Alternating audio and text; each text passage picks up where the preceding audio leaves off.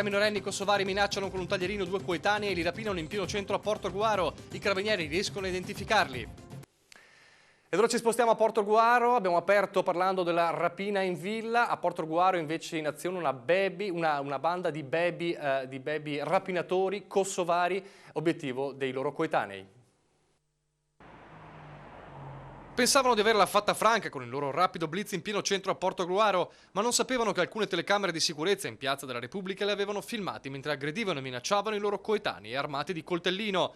Non si tratta di scafati malviventi, ma di ragazzini, 3 per la precisione, 2 quattordicenni e un tredicenne, kosovari, ma residenti con le loro famiglie a Portogruaro. E decisi a fare i duri, una baby gang da modi spicci, vittime altri minorenni. Ieri sera, poco prima delle 19, obiettivo concentrato su 2 quindicenni che passeggiavano in piazza.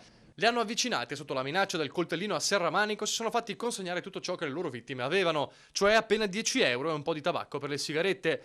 Poi sono scappati via mentre i 2 quindicenni italiani correvano a casa per informare i loro genitori. Poco dopo la denuncia in caserma ai carabinieri e le immagini delle telecamere hanno reso possibile l'identificazione, anche perché i 3 baby banditi sono già conosciuti alle forze dell'ordine.